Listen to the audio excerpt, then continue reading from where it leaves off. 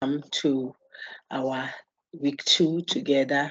This is PHCL 201, City Campus 2023-2024 first semester. This is group 1, the first group. We are discussing the mind-body problem, like you can see on the screen. Last week was introductory for us. We went through the whole course outline, and then we engaged I'm here to share the slide. You haven't seen it. Okay, let me share quickly. We engaged the question of mind and body alongside the other ones. We saw reality versus appearance. We saw free will determinism. I just introduced you to all those, and we agreed that we will start with mind-body problem substantively today. Okay, so what is the mind body? If you want to read, please raise your hand very quickly to read for us. Very, very quickly. I don't want us to be sluggish, okay? So you will raise your hand and Sarah, go ahead. Sarah Kwashi, thank you. Keep the hands up. Don't worry. If Sarah finishes, you would also read. To engage you on what the mind-body problem entails. Source and genesis, that is dualism, and their responses. Very good. It's as straightforward as that. So what we are going to do, and we will work at making it a bit more crisp, session so that it's not too lengthy for levels 200 and say more brave. So we will try and hit the core things in a summary form so that you can always play back if you have to. We will still get the opportunity to indulge a bit more on them, even if there are questions when we meet in class next week to fulfill our hybrid arrangement. Okay. So what is the task? We are going to the mind-body problem. We want to know what it entails, the source of it, or if you like, the genesis. Genesis is the source, origins, antecedents of the problem. Okay. And immediately we put it there that the thing is sourced from a certain assumption of dualism. When you take it that there are two things that are so dualism, dual, two. Okay. That is the problem arises from something about the view called dualism. Okay. And then we will look at some of the responses that authors are giving. So if you look on my screen now, you see that I have put there what? Sarah, please read that too for us. The problem is what? The problem. If mind and body are two ultimate realities and are essentially distinct, then how are they causally connected? Very good. Causally. If we say, so there comes the assumption that has been called the official doctrine. There is something that is assumed, okay, that causes or generates or gives rise to the problem of mind and body. A certain assumption. That assumption is labeled as what? The official doctrine. What's that official doctrine? When you say that there are two, we wrote notes on that in class, so I'm sure a good number of you would have that, but I still want to repeat it. When you say that there are two essentially distinct realities that ultimately exist, the realities are two, but not just because they are 290 that we say it has generated the mind-body problem. No. When you say that these two essentially distinct, these two realities are essentially distinct, when you say they are so different in their essence, these two realities are mind and matter, or mind and body. If you don't say matter, you say body. Okay. If you say they are so essentially distinct, yet, there comes the third point, yet they are causally connected. One affects the other. So the recording I shared with you, if you even gave it, I think it was just about 45 minutes or so. I don't remember immediately.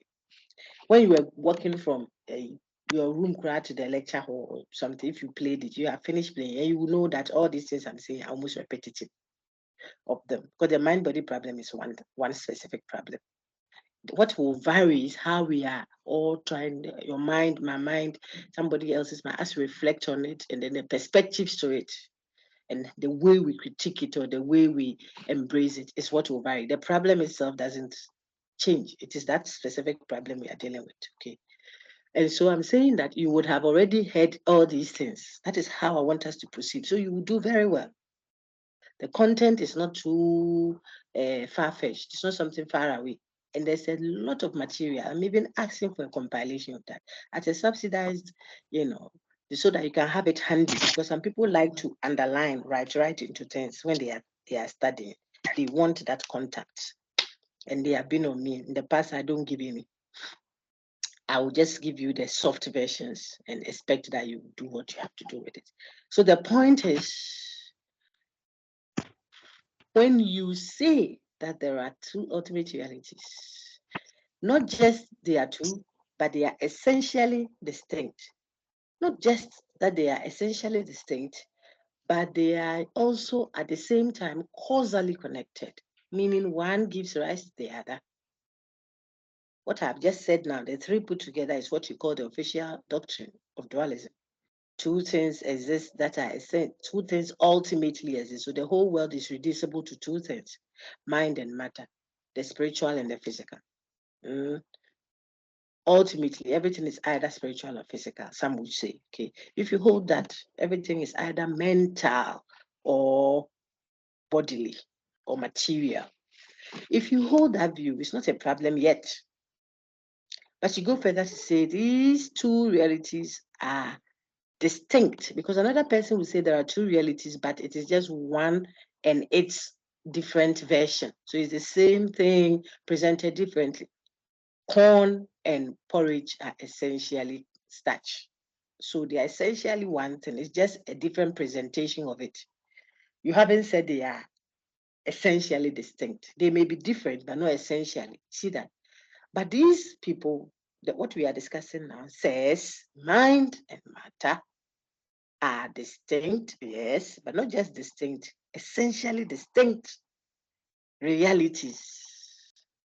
Then you come to the third venue, the third point that generates the mind body problem. Essentially distinct, yet causally connected. Now our typical question, I asked it in class, I've asked it in the recordings I shared, they are in your text. I think you should get the text and look at the flesh that has been put on it in various ways there if you get the material. We have said so many things. The question is, the problem is, how will the crab beget a bird? How? You say it gives birth to the bird, but the thing is a crab. And that is the problem. Someone then might be tempted to say, maybe it doesn't give birth to the crab after all. Maybe mind doesn't causally give rise to matter, and neither does matter causally give rise to mind. That is why some of the responses you've seen deny the causal connection. We'll see shortly. But just before then, look on your screen. That's Rene Descartes to your right, his picture there, the friend who did Cogito Ergo Sum that you love so much. I think, therefore I am, and all that. Okay, that's the dualism there. That is the official doctrine stated there. Okay, you know that now. Some say official view. Now, someone may want to think, what makes you think that there is even a distinction between these two ultimate realities? Everything is just material, physical, matter, scientific, observation-based, finished. People who are not after death, there is nothing beyond that. Everything is just material. Some hold that view. It's called, look on your screen now. I've gone one step ahead. Materialism. I don't know why the hopes is still there. I have to take off these hopes. The hopes here is not this kind of materialism. Now see, materialism, which we'll engage later, thinks that is a view that thinks that there is not two things after all. So if you are making your notes, my friends, write it down. If you're a materialist, you will not have to deal with mind-body problem, because you don't think there are two things that ultimately exist. You don't hold a dualist view. You hold a monist view, from monocotyledon, one, dicotyledon, two. So mono means one. Okay, so a monist believes that only one thing ultimately exists. I'll ask you all these things. Monists.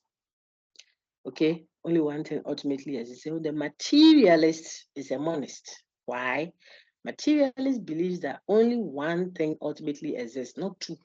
That one thing that ultimately exists is matter, or if you like, body. Matter is anything that has weight and it can occupy space, material substance. Okay, so the things that can occupy space that that are material in nature, they are corporal. Back to my screen. They are extended. It has extension. I gave you so many examples in class where we did this, the introduction, and even I went further to do a whole, almost partially delivered content on that. Okay, extension. Your mind, you can be sitting wherever you are listening to my lecture, and your mind can wander away all the way to your dormitory or your hostel, checking your rice. In your mind, saying, "Yee, I didn't close the key. I didn't leave the key for my roommate." Your mind can do that. It's not restricted. You cannot restrict it. But I can keep your body seated. I can handcuff you to the door, God forbid, and your location will be stable. Do you know why? Because body is gross. Body, material, matter. So there are people that think that the whole world, that this spirit, soul, something is hunting is all nonsense. There is only material substance, matter, nothing beyond that. Okay, that is a monist view. I've explained why. Monist just means only one thing ultimately exists. Mono. Okay. Now, idealism. Look on my screen again. I keep going back and forth. So, idealism, the idealist, is also a monist view. Idealism, but it is not like materialism. It also says one thing ultimately exists, but that one thing is not matter. That one thing for the idealist is what? I wish I could say all of us. But I don't know your network situation, so let's keep it quiet so you can hear like that until there is need to. The idealist says it is mind that ultimately exists, not matter. So it doesn't believe in material substance. It believes in the idealist believes in what? Mental substance. Ideas are not tangible. I cannot have access to the ideas in your head. But I can touch your head. Your head is body, it's material. But ideas in your head, the creation. See how the whole Dubai has been created. That house you want to build in future, before the foreman hits the ground and starts building, a creative mind must construct the building. It will say this is where the kitchen will be. The kitchen will use this, will use that, use that. The fashion designer. I said play all those records. The fashion designer, she will create the dress in her mind before she starts manifesting the tangible bodily one. Okay, and so the idealist thinks what is really the reality is not material. Matter is only a consequence of mind. So the material fan, table, chair you see are just the manifestation of the reality, which is the idea of a table. You see why Plato is an idealist in this sense of it. Okay, he thinks that the real beauty is not a beautiful girl sitting over there, or your beautiful bag, or your beautiful table, or your beautiful pen, because these can all change. They are manifestations, particular instances of it. But the idea of beauty doesn't change. That is why you can apply it to other things. That is why you can trace it in other things. But the object that is beautiful can change. That fine, beautiful sister can become a wretched, old, nagging, tattered lady if she goes to marry some Johnny Bravo rascal. See that? Yet beauty proper doesn't change. So in that sense of it, you will see what idealism is. It means they say that what you will call material matter is ultimately reducible to what? Ideas. And what you will call ideas for the materialist, he says, what you call ideas is just material substance manifesting itself in that way. So idealism and materialism are monist views. And if they are monists, then they won't have two things to contend for position. Are you seeing that? They won't have to deal with the mind-body problem any longer. Okay. That should take the two of them off quickly. Then we come back to what we were saying. Would you then deny? But the dualist doesn't think that ultimate reality is one.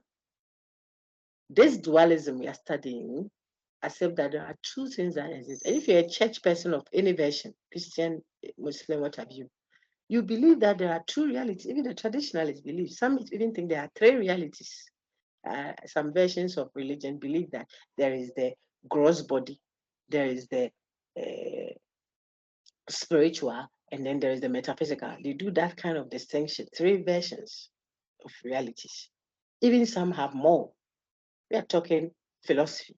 There is the physical within space and time, which I can lock. So I can lock you in the room if you are my friend and say you are not stepping out. That guy is disturbing you. Stay inside and lock you physically. I can't lock your heart and your desire for him. Say, oh, where is coffee? You know, that kind of thing. Your mouth may say, your brain, your thoughts maybe with it. The non-physical you can travel, hey, can marry Tupac, who is that? And say, that guy there. And Tupac doesn't know you. Physically, you haven't touched him. That's why, you see, those who are Christians amongst us, Jesus said, when you see a woman and you look at her in a certain way and say in your heart this, you have already slept with her. People don't understand that because it is in your mind. You saw somebody's something, you covet it, you have already killed the person for it. The person is walking around. Abraham killed Isaac before. Physically, he pulled them. As soon as before he pulled them, he had already killed Isaac. God saw it already. He didn't need to do it physically. But people don't understand that because the reality, that sounds like those who believe that there is nothing physical that was not birthed by the spiritual. Just some perspectives to the discussion to bring it home closer to us. Okay. Now, so mind then, for those who believe there are two realities, and you and I and others who do church should listen. We shouldn't think it's some philosophers sitting on it. This is us. This is us. We don't think when we die, that's all. Why is it that when you go and raise your leg and turn your buttocks and do this towards towards that dead brother lying there? He doesn't do what he was doing when he was not dead. Okay, some will say, oh, but there's a physical explanation for that. Something seems to have departed from the body. Gilbert Ryle thinks, stop talking this ghost in a machine thing, as if the physical body is the machine and what is inside it, which some will call soul, some will call spirit. You think that one is the ghost, a ghost that is hidden inside a machine, the physical body, such that if the ghost leaves, the machine doesn't work again. He says it's not so. He has a rendition, he has a way of explaining what happens from that. So there can be, the whole point I'm making it, some people will think of death as just a breakdown of the physical. And so everything is really physical. There wasn't anything beyond the physical after all. But many of us would say no. When death occurs, it is actually a departure of a certain non-physical you, to the point that some even go and call that non-physical part of you, it happened in the Bible, to make inquiries. Some still do it. Some are afraid, necromancy. They'll go and call the dead and say, who killed you? They will say, bring the nails and the clothing of the person. We used to call him, conjure him here. Some call saints. I don't know if it is something like that. Someone who is dead and gone are able to be called. If everything was just the physical body lying there, what are you calling? When you dream, what moves around? I said immediately I'll change because I'm teaching you, so I don't have to impose a perspective on you. I'm supposed to show you the various versions for you to make a reasoned reflection on them and make your choice, if you have to even make a choice at all. Okay, that's what I'm doing. So the same thing I just said, the physicalist or the one who thinks of the world as reducible to the physical will say that, oh, dreams can be explained when the reflex neurons of the this applies here and then touches the gene of the this, it will give you a coloration of this. It is all scientifically explainable, meaning It's all empirical. We can use the five senses to ascertain why we dream, why blah, blah, blah. Okay. And so some do not think there are two ultimate realities. Some think there is just one. Others think there are two. Some think there is one, but what is really existing is the material. Others think there is one, but what really exists is spiritual, the non-physical, or the spiritual, or mind. Okay, just some good background. And so you and I have to contend over this. Some few questions, which I said the physicalist can give a physicalist rendition or interpretation to. Whether that is justifiable or not is a decision we have to make as we critically review as philosophers. If your leg hit the table, I'll see your leg hitting the table. I can see that your leg has hit a table, so it's physical, but I cannot experience the pain you feel. I could also come and hit my leg against that table to see how it feels like for you. But the feeling of the pain is private to me. Your feeling of that pain is private. I can't feel your pain for you. You see that? I can feel for you and say, I can imagine what is going. It's only imagining I can imagine. When the insult came, you were standing there, and I was also still standing there. We were both insulted, maybe by some crazy person. How you took it and how you felt, the feeling of that pain is not accessible to me. Even if I am also feeling pain, how I am feeling that pain, how you are feeling that pain, it's not something that is shared. Your subjectivity, look on the screen, that is coming from John Searle. Your intentions. If I see you smiling, does it necessarily mean your intentions are positive towards me? No. Ask Judas. He kissed Jesus with a, hey, yeah, he betrayed him with a kiss. Kisses are meant to show affection, love, care. Hello. Some kiss to to give witchcraft to that baby. So the point the point I'm making is intentions are not accessible to us. Your consciousness, I cannot be conscious for you. Self-awareness, awareness, or what have you. You have yours and I have mine. It's private. So look on the screen now, please. You will see that the one that argues for dualism says mind, which is non-physical, non-extended.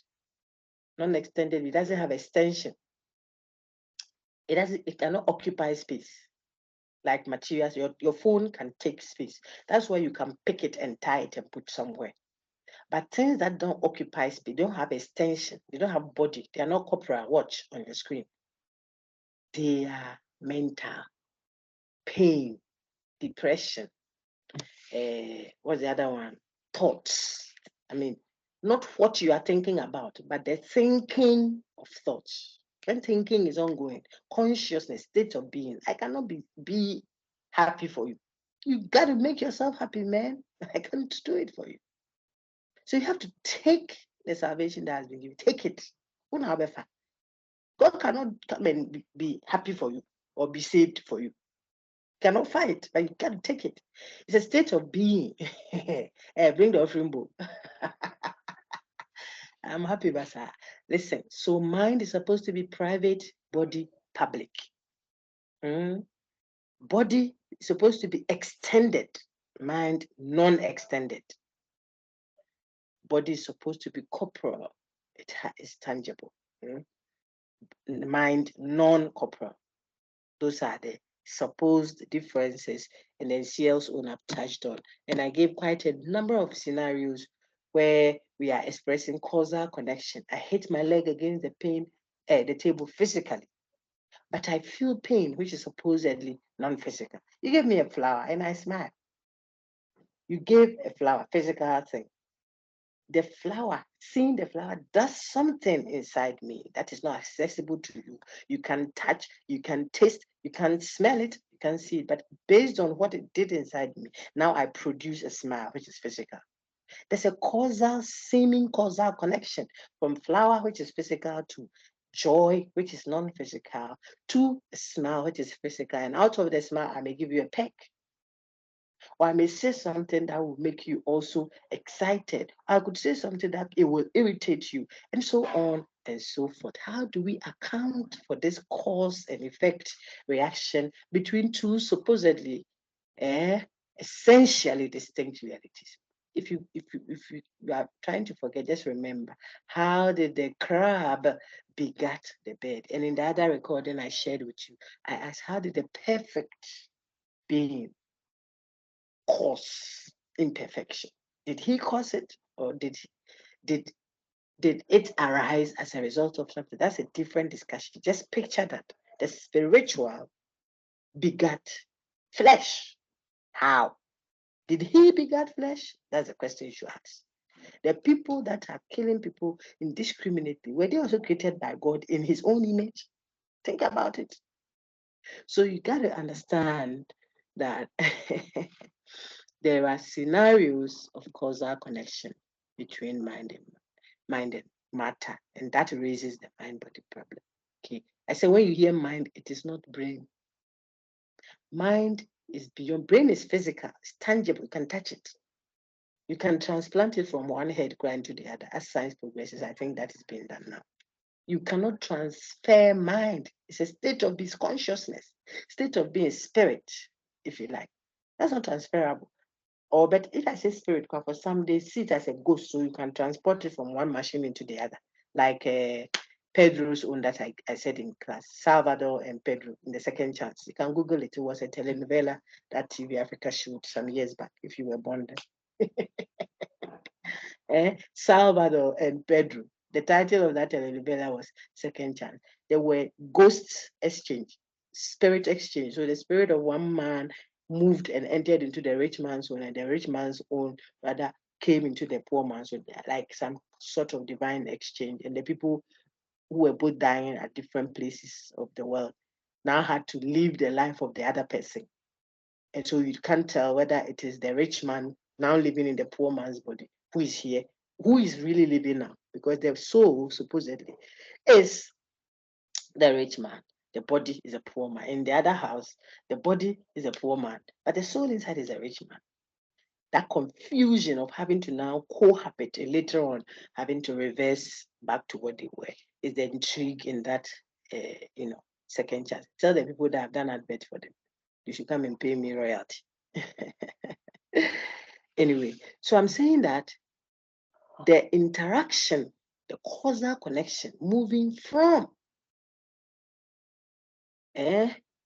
mind and giving rise to body and vice versa is the intriguing thing that led to some thinking that no, what really exists is matter and not mind. Idealists say what really exists is mind and not matter. So they don't have to deal with the mind-body problem. The problem will not be there for such a viewpoint. Descartes, who is the supposed the one that generated this mind-body problem, because he's the father of modern philosophy, attempted a response to the problem himself, and that is interactionism. But the thing is, his proposed interactionism doesn't deal with the problem. We want to know how, Madam read it, how are the two substances, where is it? Here, causally connected. How? Then he says, oh, they are causally connected in the pineal gland, some part of the brain, innermost part of the brain there. Those who do, and I said some things in class for main campus, I even dramatized some. Some believe that the pineal gland is at the top here of your forehead, the opening is here. That's why you want to be careful who is laying hands on you. If you're a church person, those who do the whatever they call it, the crown chakra, this side, I listen to some of them because I'm intrigued by the symbolisms I see sometimes in even some philosophy, some religions, what have you. Okay, so I listen. We call it the crown chakra, seemingly having direct access. That's the crown of all the other openings or spiritual positions of the body or something like that. Okay, now Descartes said in his reflections, he says, it seems that the interaction that takes place between mind and body, or mind and matter, occurs in the pineal gland. That is why his view is called interactionism. But we are not asking him to come and tell us where the interaction takes place. We were interested really in the question of how is it possible that water and oil can mix. They would never mix. So why are you saying they mix? That's the question. How are they causally connected? Mind and matter. You see how, not where. So don't come and show us where it occurs, because that even compounds our problems. So he hasn't answered the question really of how mind and matter causally connected. Occasionalism by Malebranche says, oh, he is trying to rationalize how it is that mind and matter are causally connected. He says they are not causally connected. It's not cause and effect. It's not one giving rise to the other. It's not like one came out of the other. No. He says on the occasion when your leg hits the table, for example, on that occasion, that time, that's why it's called occasionalism. That on that occasion, the mental effect, what you feel, pain, whatever, which depression, when the person insulted you in a physical, the depression you felt, the anger, the pain in your heart that you felt, which is mental, was put there immediately on that occasion now. On the occasion when your physical leg hit the table, on that occasion, then a mental pain was put there for you to feel it. By who? By God. And God is busy, Papa. Look at the number of people on earth. The woman is pushing baby. God is putting pain there. Someone has received flower from there. Johnny Bravo. God has come and put joy. At that same time, someone's child has been blah, blah, blah. God has gone to put depression. Someone is going to fall from a building. On that occasion, when he fell down, boom, then go, Charlie, well, that's occasionalism. Just get to know. If you want to read more on occasionalism, you can Google and see occasionalism as a response to mind-body problem. Then you read plenty. It is not so much of concern to us. You just have to see how attempts have been made to either explain away the problem or to nullify the problem and make it look like it's not there, or to deny it, or to substantiate it even better by some other explanations. That is what we are looking at. Okay. Now, in class, I told you the relevance of this. One statement from one politician can destroy. Look at what is happening now. Today is 19th October 2023, 19th October. Look at what is happening at Palestine and a friend said at the Gaza Strip there. Look at the number of people that have died. Within days, I want you to understand that the conversation, the causal conversation between mental states and physical states have detrimental effects if not managed properly, can have very positive effects too. You can cause the whole world to have a certain posture by what has been said or what has been done bodily. It can have an impact mentally. Always remember that. All those fine examples are used in class. What you are saying, what you are doing, an action, bodily states impart physical. I tell you, the fear of COVID killed many people than even the COVID itself. Yes, the fear of it. Someone driving away from a hospital, someone whose child or something, God forbid, has been diagnosed of COVID, rushing because of what they are afraid of, could kill more people. Joy overdose can kill. If you're just giving more and more, those who want to sniff whatever it is on earth, what are they looking for? Extreme higher version of ecstasy. Listen. So an understanding of this is very important. The whole discipline called psychology borders on this mind-body problem. A baby to the philosophical discourse. You bring it out and we say groom it and grow a whole discipline out of it. Just remember that all the time. It is an output of such philosophical reflection that gave birth to that discipline, where the whole focus is managing what we don't understand yet, mind and matter and its interaction. One brother depressed out of betting wrongly can drive through a crowd of people and kill them, throw everybody away, and you are just like that. So let's understand the practical relevance of such discussions that are raised in a seemingly abstract way when we do philosophy. So interactionism as a response to the mind-body problem, you can explain it You can even critique it and say what you think is wrong with it. You know, occasionalism, on the occasion of a mental state, a physical state is put there by God, says the author of the bunch. That on that occasion, no, the better, he didn't bring it before. But the third one on your screen, pre-established harmony, says something else. That's from Leibniz. These are brilliant chaps. You haven't read everything they are saying, so be careful what you consider as what useless because you don't understand. Be careful. Just know if you think it looks too funny to be serious, then you can research further and get the mind. Because sometimes it might look funny to say that for God so loved the world that He gave His only Son. Is He not God? Couldn't He have silenced everybody and then created us to obey Him 100%? Then we will sin. There's no sin. There's no evil. What have you? The whole world will be heaven already. Why must we go through this whole process? If something looks too simplistic to you, perhaps it might not be that it might be you the one hearing it. And so I want you to be minded. It's a skill, it's a discipline, how you shape yourself and orient yourself when you are engaging something. Before you dismiss it, check yourself. If you can't grab it, admit. Some can't understand how it is that the whole world was created by a supreme being. So they say, so there is no supreme being. It's very childish, immature, and academically arrogant. I don't understand it, so it's not there. Says who? Who are you to understand everything? All right. So we roll back. And I'm just giving you those responses. If you feel intrigued to further read on, then you can do that by yourself. Okay, because it is not the focus of the discussion. So you know interactionism, you know a bit on occasionalism. On the occasion of the mental state, a physical state is put there. So you will feel that is why in one instance, the person brought you a flower and you are happy.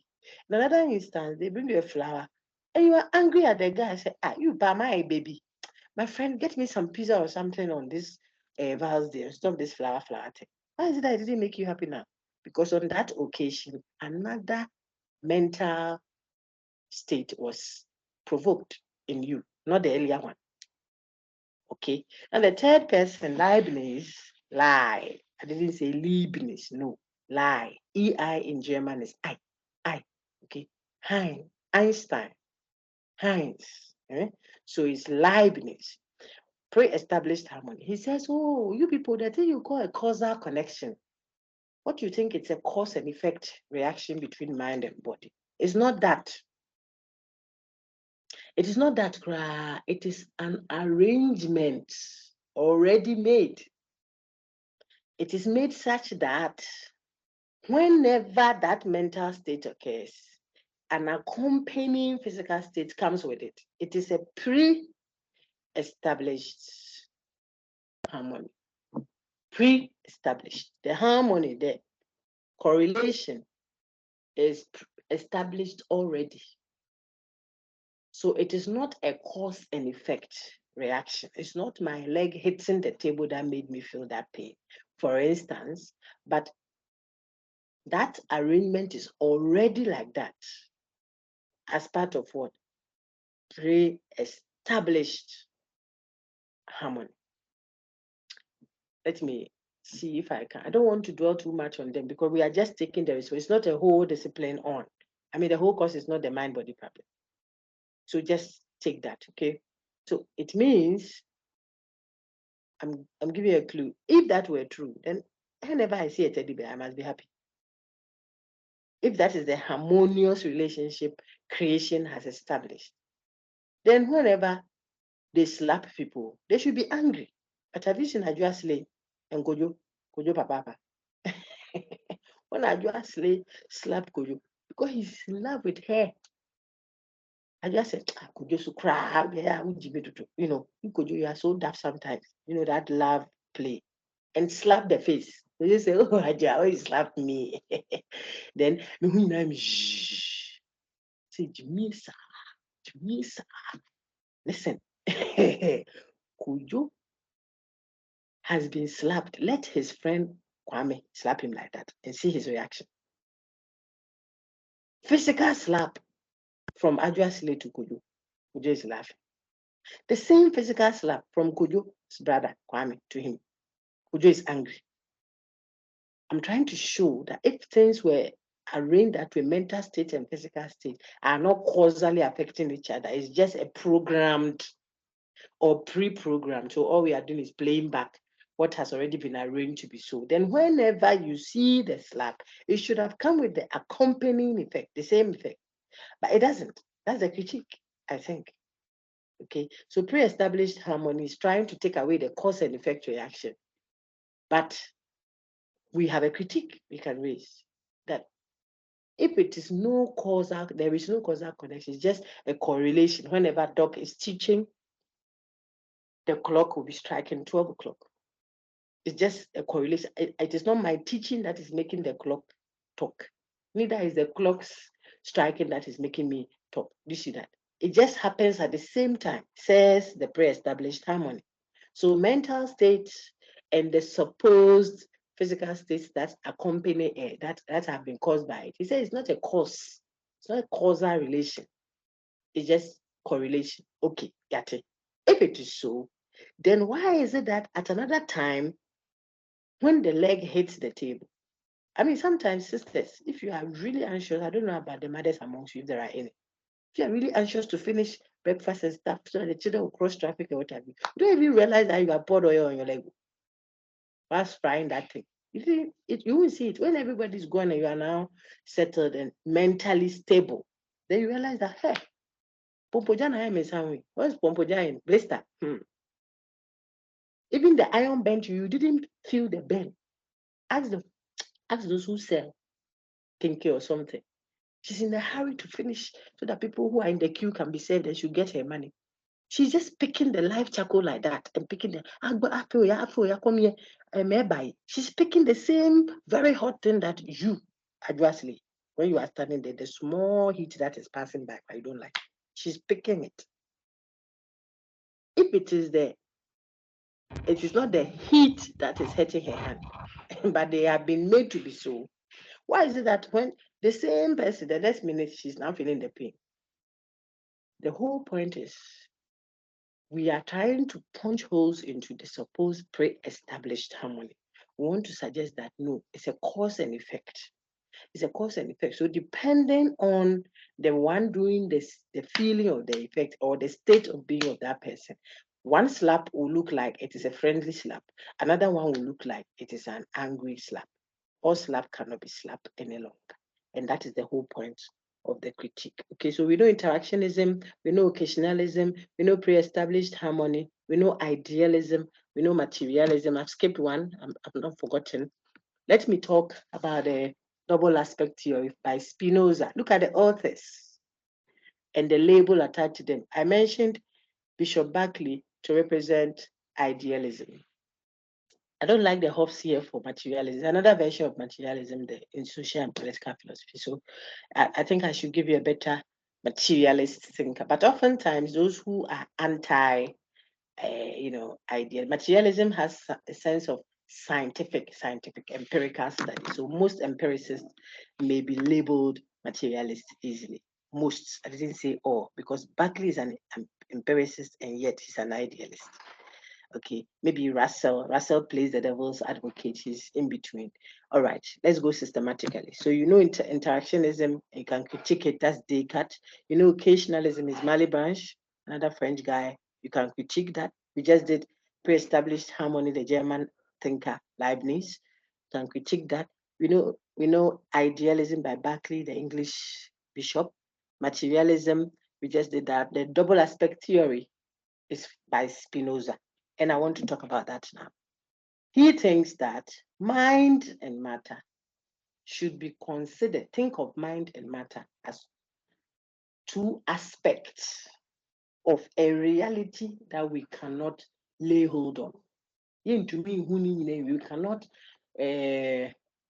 know that reality in its totality. So mind and matter are just aspects of that. That reality may have 300 million aspects. But mind and matter are just a double of such aspect of a reality that we cannot finish knowing everything about. That sounds like a certain religion that at least I hear them talk, that the many-breasted God now you can't, I mean, if God created heavens and the earth, think about it. Where was he before he did the creation of heaven and earth? Well, he created the heavens, all the heavens and the earth. So he would have to be somewhere while doing the creation of the heavens and the earth. Or he would have to have been at nowhere, which is somewhere. That is a whole mystery that you can't use, you and I, our small scientific, small little brain, creation's brain, to try to grasp wholesale and understand in detail what the creator or creators are. It's a joke. So your frustration should not make you think that you can conclude that there is no God. I'm speaking now generically, okay? Listen, double aspect theory by Spinoza is trying to say that our difficulty in trying to grasp how it is that the mental, the spiritual, the non-physical affects the physical, mind, body.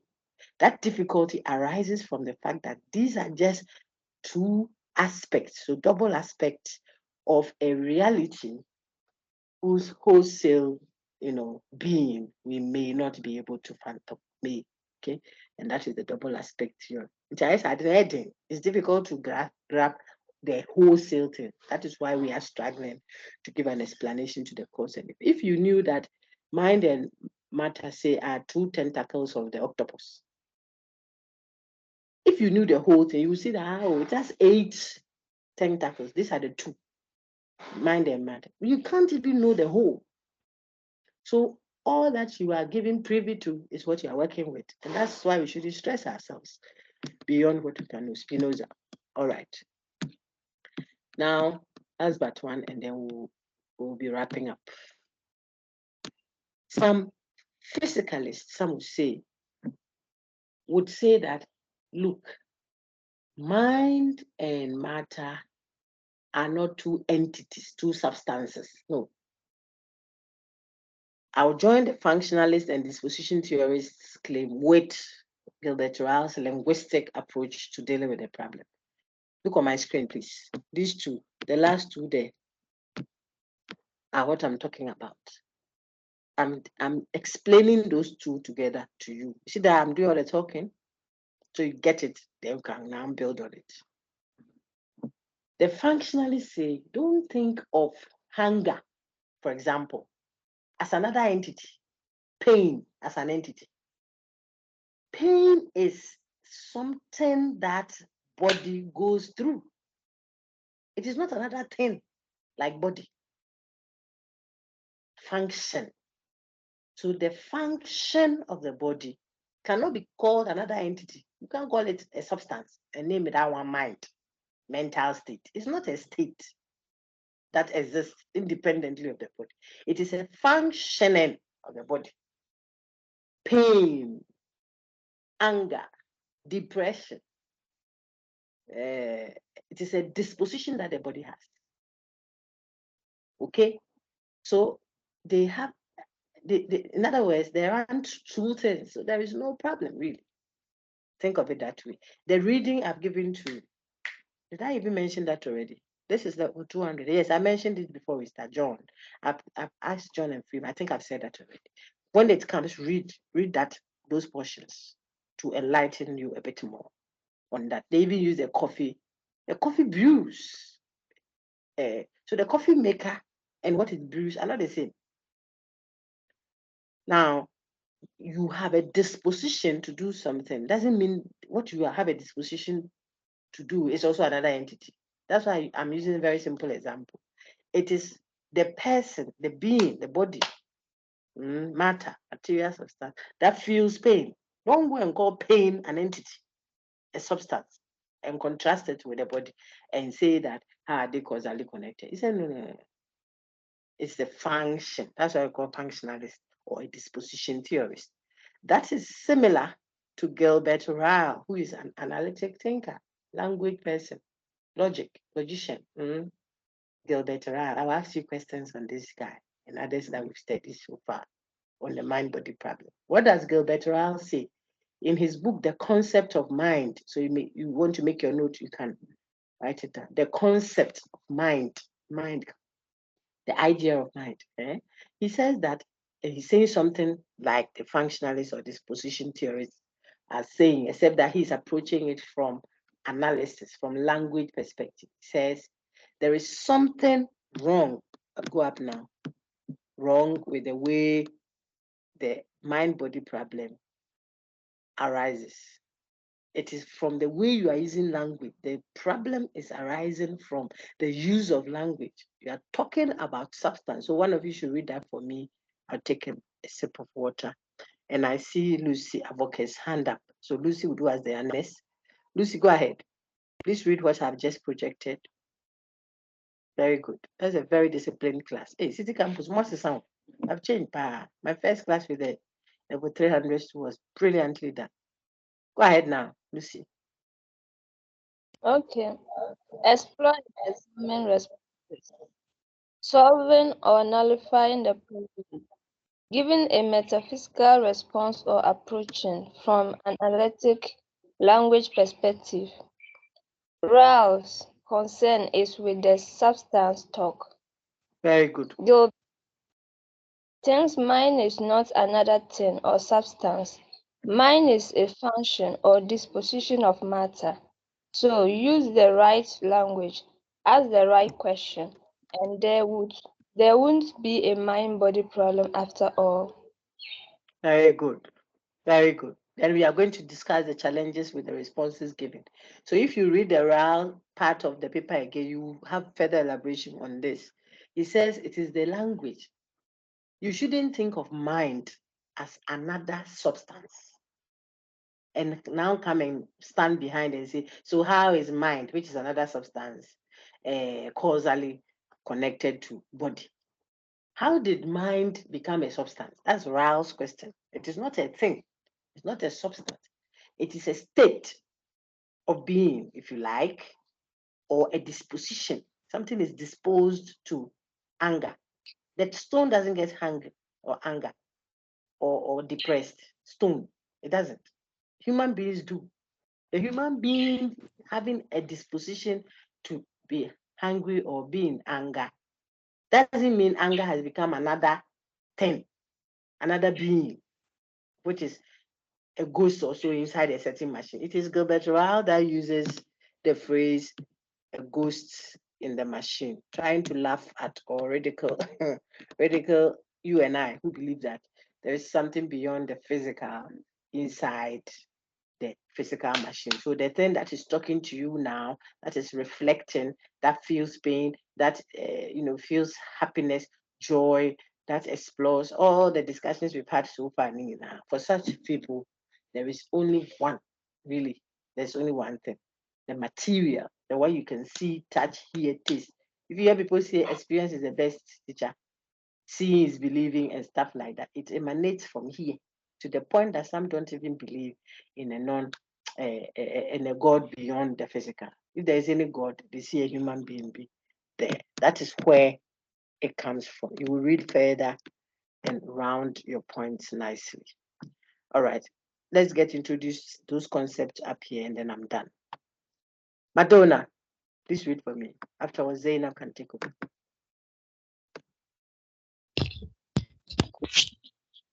Hello. Hi, go ahead.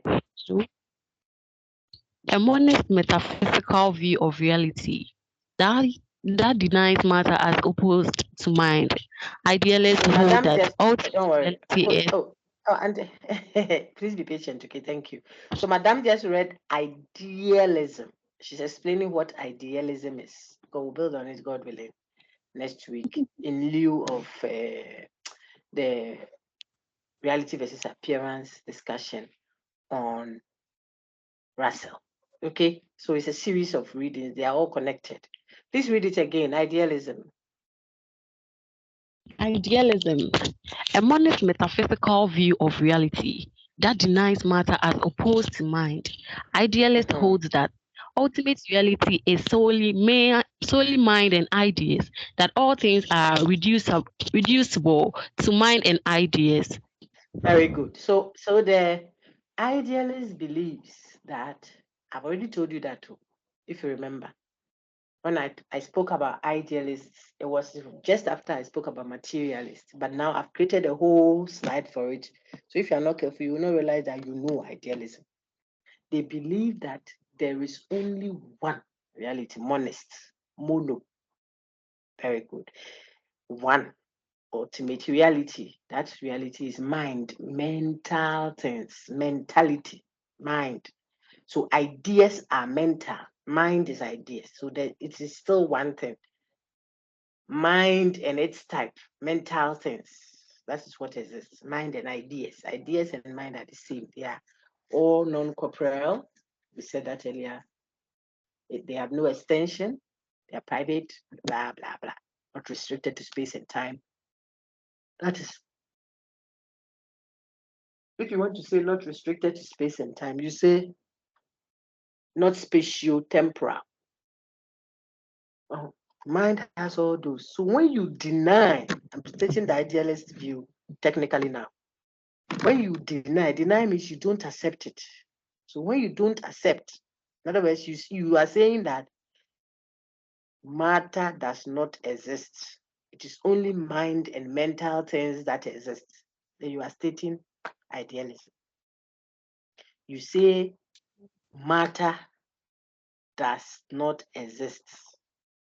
Matter, not as a version of mind, though, because someone thinks of matter as just another version of mind. I said earlier, porridge, banku, and yam. I said it last week right in class. They are so different, yet they are all carbohydrates. So they might be different, yes. They might be different, but essentially the same. That is when you think of mind and matter as distinct, yes, but not opposed. There are people who hold that view. There are dualists who think that dualism, it is mind and matter, but that matter is not the opposite of mind. So it's just another type of mind. In other words, simply put, everything will ultimately become mind. That is an idealist. Materialists will say everything will ultimately become open matter. You and I, let's talk religion, maybe to help. You and I believe that, depending on your Christian faith, you have a physical part of you and a non-physical part of you. Charismatics believe that you have a mind, of course, but it's in the Bible, so we can use that. Man is spirit, has a soul, and lives in a body. That's charismatic faith. Man is a spirit, has a soul, and lives in a body. So the body is like the milk tin, the tin. Okay, the soul is like the milk liquid inside the tin. Then the spirit is like the nutrients that the tin gives you, that the milk liquid gives you. So when you see the reason why you appreciate the container, the milk tin, and you clean it, and if I said all those things during our level 100 together, you clean it and you take care of it, is because of what is inside the liquid. And inside that liquid too, the reason why you want to pour it into your tombra is because of the nutrients, the spirit. It's always about the spirit, essentially. Okay, so that now let me bring it to what I'm saying. If you die, we throw this container away, the container, the tin. Some even burn it. Why? Because the essential you has left. The essential you has left. We love you, Papa, but we will not sleep in the room with you if the essential part of you departs. Yes. And so what? And so I'm saying, for some, man is essentially spirit. The whole world and everything is in it is passing away. I'm talking about certain faith. Just to help you see the point I'm making. Then we are done. Everything will reduce to what? Non-physical mind. That's idealist. Does it mean that when you are going to open your door, you will pass through, because after all, it's mind, it's mental. So your head will hit the door too. Currently, it has a material manifestation, but the thing is essentially mind. So some can have dualism in mind. They think of the world as full of two, the world is ultimately two things, but that those two things, one will reduce into the other. So he's idealist, but believes that ideas manifest in material forms, just that they will ultimately reduce to mind. I hope someone is getting that one. Okay, so we can have a dualism like that, which is only dual in the manifestation. The two shall be one. Marriage is like that. There's man, there's woman. In God's eye, there's Adam. He called both of them Adam. He called them Adams until the day Adam himself went to call his wife Eve. Go and read the Bible, you see. If he sees the woman, hey Adam. How is it? If he sees the man, hey Adam. But they were two separate persons. One is woman die for her. The other is man. Yet he called both Adam. Male and female created he them. Yet he called them Adam. You check the scriptures. Those who do Bible. I don't know the others, so I can't quote them. Okay, I would have quoted from somewhere else. The two shall be one. The people is one. That is like English stand upside down. It's in the Bible. The people plenty, yet is one. Because he's one. Two Adams. First Adam, second Adam. The one that sinned, that corrupted the world, and the one that did not sin, that. So the whole world is made of two men in God's eyes. Which one is your ancestor? Now, all this to show you that essentially, for someone, the whole world and everything in it is two. But even the two, one is still reducible to the other. So that kind of dualism where the other will, when the body dies and everything, it will ultimately become spirit, is the one that I'm saying can admit of all this kind of idealism. He's seeing two things and yet he thinks the other one will still reduce to the other. So when you want to state idealism, you have to state it clearly. Otherwise, you might be stating something that is not idealism because of the ambiguity in how you stated it. How should you state idealism then? The idealist view, Adam read it. She says, it is the view that says that when it comes to metaphysics, existence, that which really exists, there's only one thing. That's why it's a monism. There's only one thing. What is that one thing? It is mind. Very good, mind. But mind understood as what? The opposite of matter. So it's not some mind that has matter in it that will one day become material. No. It's mind pe. Matter be a name. There's no matter in it. Because some people will say, oh, it is mind that will one day become matter. That is not idealism. That's the whole point I'm making with my long talk. I think you got it. Think of idealism as the claim that when it comes to reality, it is just mind and ideas. Ideas are still mind, not mind that is not opposed to matter. That meaning it is mind that can one day become material. No, I'll show you somewhere we advance. Some dualism. The person wants to eat his cake and still have it. Man is spirit, having a soul living in a body. You see that it's about 3 in 1. And yet, body will remain on it. Bola, spirit and soul will go and account. But do you realize that after the account and everything, you take on incorruptible body again? That's another version. That's what I'm telling you. Come to take body again. So it looks like that kind of dualism means there are two things essentially, true and true to the end. Others will say there are two things that exist, but one will one day submerge into the other. And so in the long run, there will be only one left. That is the proper idealism I have helped you see. So Madame read the last point and said, it is the view that all things are reducible. You can reduce it to mind. Mind meaning ideas. Well done. Sister, is your Vim still there or is gone?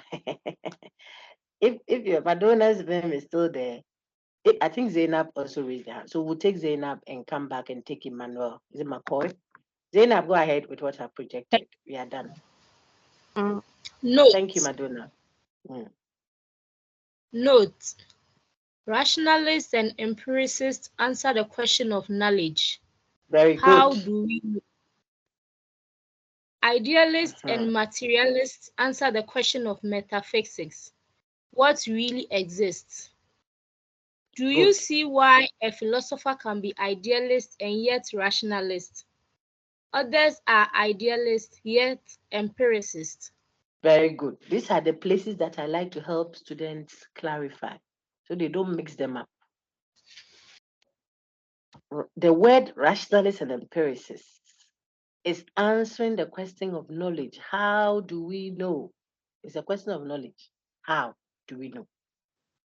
You say we can know through the mind or through the senses. If I say we get to know through the mind and its activity, I'm rationalist.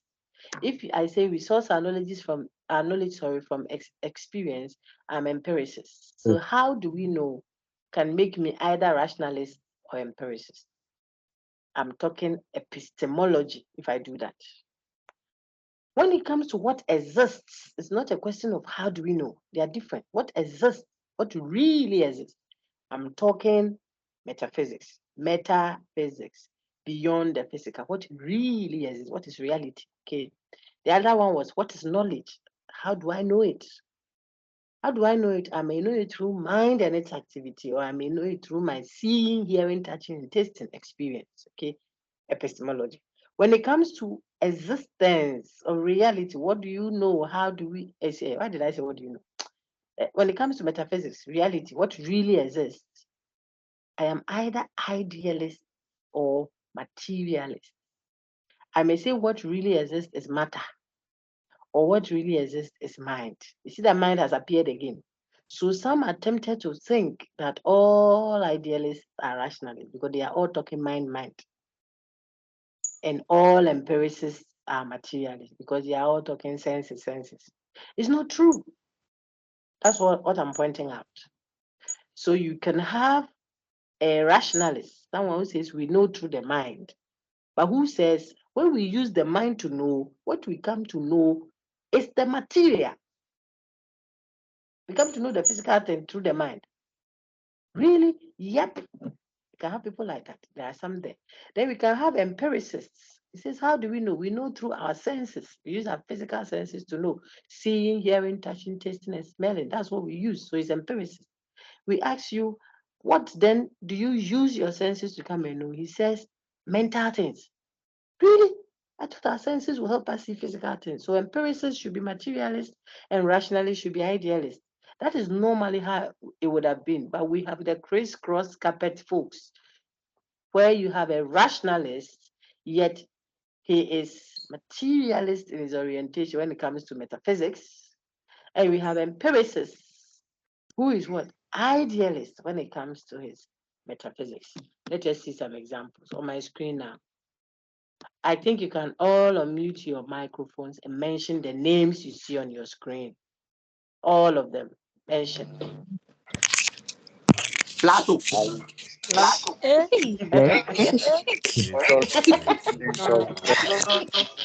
Hey, Plato, hey.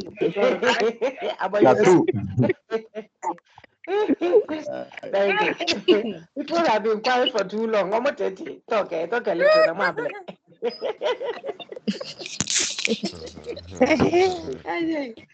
They are all idealists, my dear friends. Plato, John Locke, George Berkeley. Thank you very much. They are all rationalists. Hey, did I say they are all right? They are all idealists. Eh?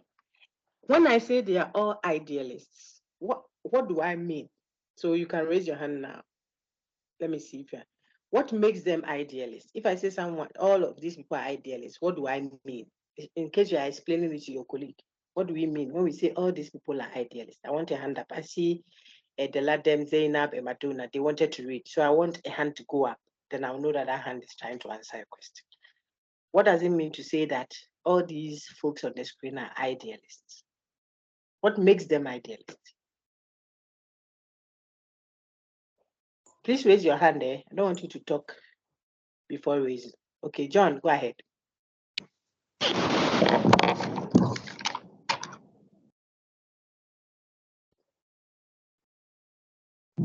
John, I can't hear you. Or I call another person. Okay, go ahead, sir. Oh, very good. I see a lot of hands up. Yes, sir. This is because they believe that the true reality lies beyond what we can see and experience with our senses, and that is the mind. Very good. They believe that ultimate reality is mind, not matter. Well done. Now, do you realize that, and maybe you are now going to know, Plato, who is up there, is rationalist, whilst John Locke and George Berkeley, those below, are empiricist thinkers?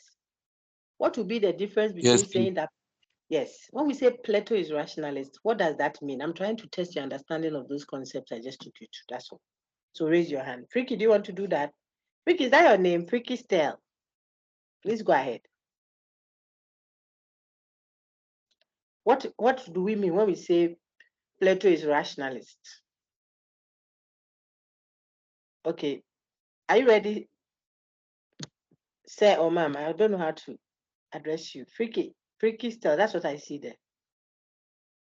Okay, let me, go ahead. Joshua Agbe, Kofi's hand is also up. I'm coming. Agbe Mavo, Joshua. Josh, go ahead. Okay, What? please. Plato is a rationalist because he believes reason is the ultimate source of all knowledge. Excellent. Excellent.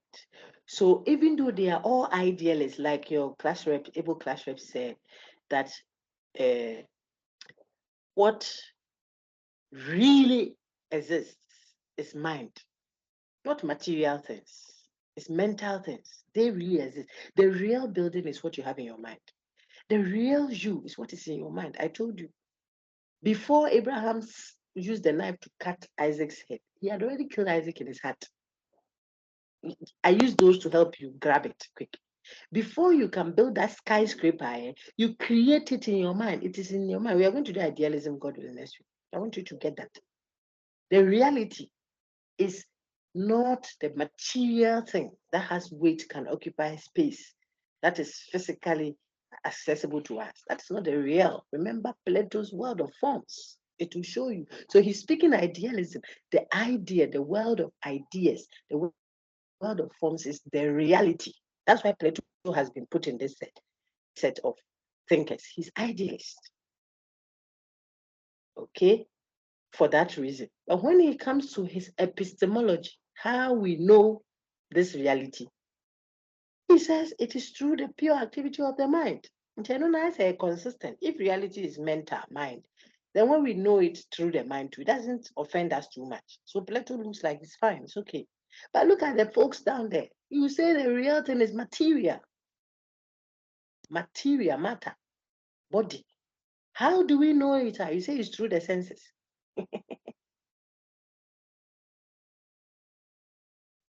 That is the problem. Reality. Oh, it's a reality. You say, I'm so sorry. I've gone ahead of myself. I'm talking about the folks still on our screen, John Locke and George Berkeley. Why do we say they're also idealists? They also say reality is, just like Plato, they say reality is not physical. It's not the one that is materially given. That's why we are thinking of them as what? Idealists. You are going to see the versions of idealism they have. The reality, what you really know, is not the material thing, but it is, now I'm going ahead, I'm doing idealism. Now, if I do that, you'll be confused. So let's go slowly. They are idealists too, John Locke and George Berkeley, in a certain sense of it. But it looks like Berkeley is more consistent in his idealism than John Locke. And when we engage it, you'll see. If you are idealists, that reality, what is really there, is mind and its ideas. How do we know it? The question has changed now. How do we know it? You should say that we know it through mind and its activity. You should be rationalist. But how do we know it? They say we know it through the senses. By seeing, by hearing, by touching and tasting. We are able to know the reality, which is not seen, heard, touched, or tasted with the five senses. How? But you said the reality. is mental. How do we come to know it? We use the five senses to know the thing that is not mental. That is mental. Look right in my brain. I'm a little tired now. When we engage it, you will see my point. So, in summary, so that it will be point, it doesn't get confused because I keep going back and forth. Listen, Plato is rationalist and yet idealist. Rationalist for his epistemology, yet idealist for his metaphysics. Locke and Berkeley, we see them to fall within the range of what? Empiricism when it comes to their epistemology, yet idealist to an extent when it comes to their theory of reality. We will look at this on my screen now, God willing, from next week. Your task is to go through them. Why we call John Locke the objective. This is what I was discussing with you in class when I said, if I write capital W and you are standing at the head of it and I'm standing at the tail of it, how you will see it as capital M and I will see what is on the floor as capital W, and we cannot tell what the real nature of the object is, surprisingly. When you are up in the aeroplane, the skyscraper is like a matches box. After a while, it even disappears. It's like it doesn't exist. But if you are down on the grounds next to the building, the thing is overwhelming around you. It's coming from this discussion. What is the reality of it? Because these two folks are talking about the thing's reality. It's metaphysics. One says its reality depends on the observer, me, the one observing. I determine it. Sister at City Campus, the last time, I think I gave her a mark for that. She said it depends on the one who put the object there. Obviously, some have hold that view. It is the one who put it. I said, I see W there. We don't know who put it there. The thing is lying there.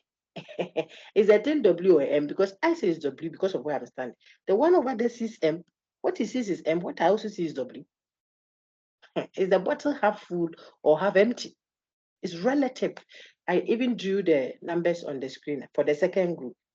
I used that. I think first group, I made human beings come to stand in front of I remember, the disciples of Jesus, and Peter and Mary Magdalene, all of them. I remember the four of you.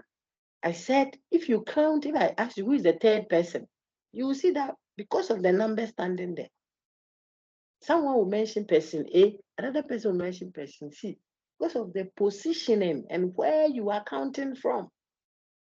So the reality of the position is relative to who is speaking, says Bishop Berkeley. But you see how Locke makes a case for primary qualities in your screen now, secondary qualities, to show that the primary qualities there, it doesn't depend on us. The shape of the envelope doesn't depend on us. But the taste of the orange depends on us. The sound of the music will depend on who is hearing. But the size or the weight of the rice you are buying, the kilos at the market, that doesn't depend on who is weighing it or who. If it is bagged, you put it on the scale. If it's 2 kilograms, it's 2 kilograms. We are thinking shape, size. We feel that it doesn't depend. According to Locke, we'll go through it and see whether that one will depends on us or not, because that is what will lead us to Russell's view. See the primary qualities and secondary qualities. It will lead us to Russell to ask the question, does everything depend on us at all? The shape, the size, the texture. If I'm standing in the room, do I see the same shape of a table if I'm at the extreme left versus if you are at the extreme right? Without shapes there, they don't depend on the observer. So its reality is fixed, unchanging. Well, we will engage that very beautiful debate and see whether we may not agree with Berkeley that to be is to be perceived. What is what I know. So how I know my son is who he is, says the mother. A disgruntled mother, police people have come. I'm giving you just one practical connection, and then you can reflect on it. Police come in and say, where is Kojo Mensah? Woman say, Kojo Mensah is my son. What is it? He says he's under arrest. Bring him out of there. We say, my son, I don't know my son to be a thief, so he's not a thief. I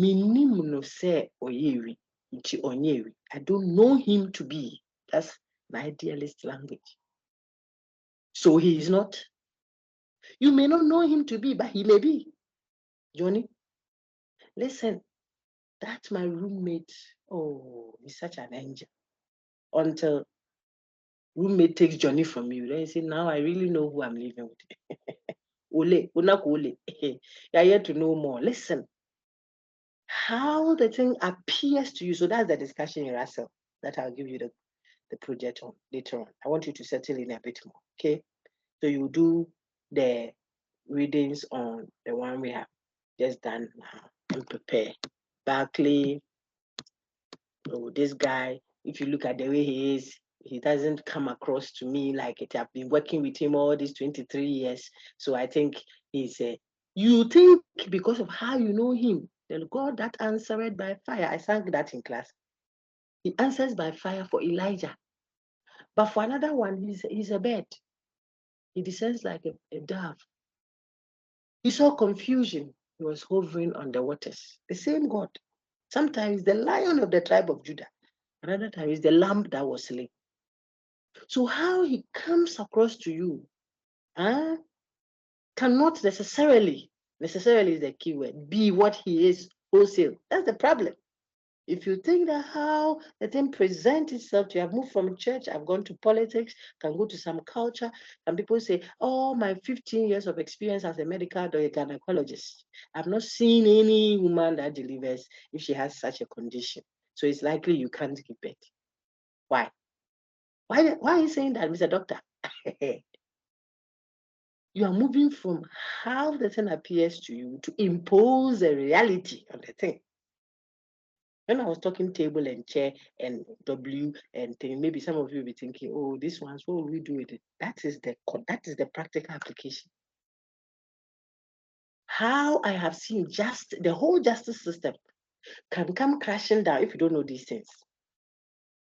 Because you think that how you know it, how the thing appears to us. If I look at these two gentlemen and my phone got missing, I told the main campus people, perhaps someone, it has never happened, and I'm proud of my students for that. But just in case after office hours, students are coming in and going out. Just one gentleman comes in, I was on the phone, then I stop, nicely dressed with a tie and all, steps out, then another one comes in with ruffled hair, you know what we would want to call. There are some that have very fine, elegant, creative hairstyles that are Rastafarian or have dreadlocks or something, have some tattoos here. Maybe he's a creative artist or something. So it just sells the product. I cannot tell.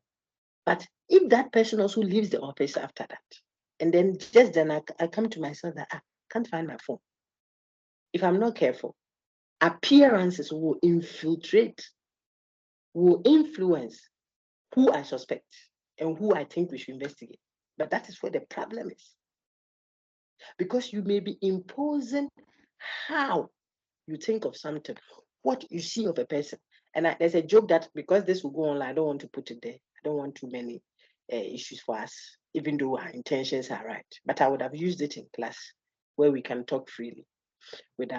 Freely as in so that you don't offend people. You won't have the opportunity to say, oh, I meant this or that. But imagine you're going to sit in an aeroplane with all that is going on in the world now. If you're not careful, you will change flight because you see personalities dressed in a certain way. You say, no, I'm not going that one. Please, I've decided I'm sick. I want to. Appearances.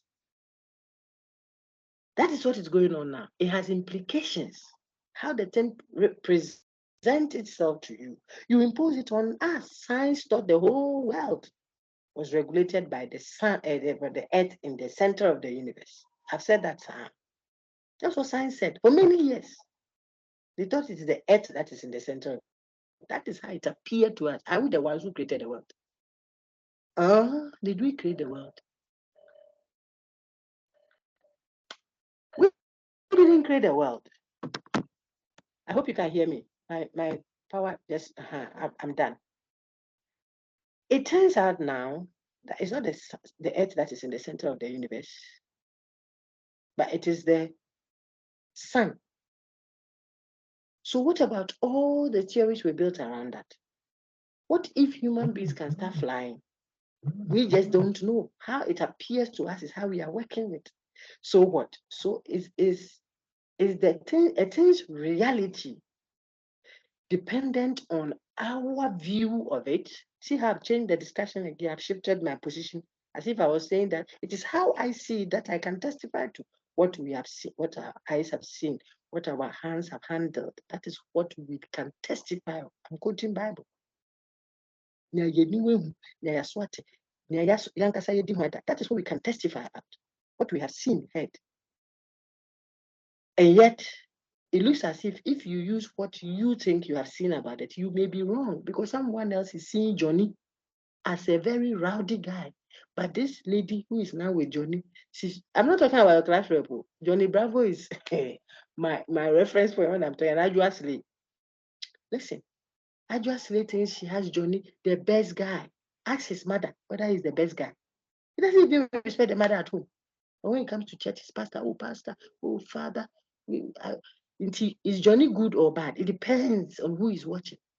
And yet, if I look at what I think of Johnny to speak about Johnny, I may be imposing my viewpoint. If I don't impose my viewpoint, whose viewpoint should I use? That's the debate in the Russell one. And I think that the point is well made for next week and then the week after the discussions we are having. They are all metaphysical, but they have implications on health, politics, law, human relations, religion, faith, environment, whatever. These things we are discussing cuts across. And as philosophers, we will use them for the benefit of ourselves and for society. I'm done. Any questions? Any questions? Okay, John, I see your hand up. Was it to read for me Zainab's hand as well and Deladem? Deladem's hand has been on from start. Madam, Yes, sir. please have a question to ask. Is it John? John, go ahead. Yes, it's the occasionality. Because yesterday I was reading something. Very good. Please, Yes, do you mind if I stop? Let me stop the record. I think that we have done 1 hour 44 minutes so that it will not be too lengthy. Then the rest we will chat with it. Why? So let me end the recording. okay. I want to wrap it up nicely. Then we are done. So thank you all very much. Have a wonderful week. All the best and take care. All right. So now I can listen to you.